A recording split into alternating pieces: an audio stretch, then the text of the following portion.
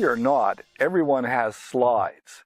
Storage, licensing, insurance, docking, and other extras. More free or almost free boat plans have been sidetracked because no one thought ahead.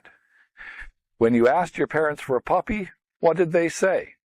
Well, who's going to feed it, walk it, and take care of it? Much the same with a boat.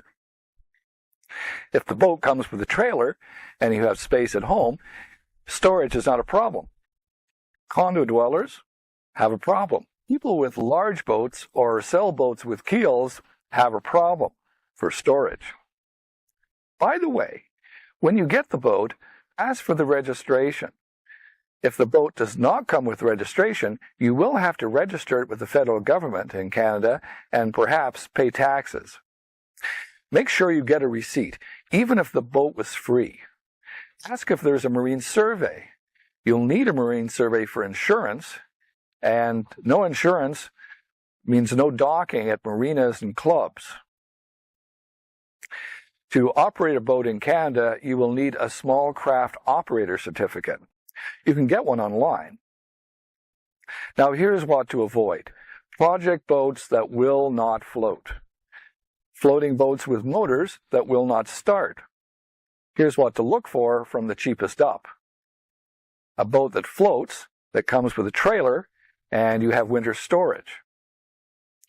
A boat that floats, and you can sail it somewhere where there is free or cheap storage.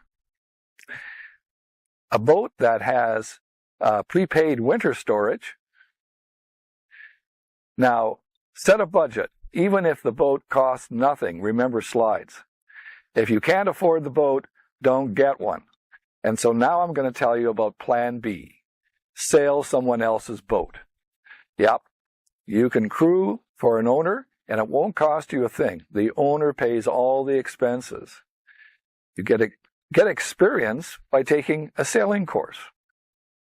I'm Alan Stokel. Thank you for watching, and I do hope you get the boat of your dreams.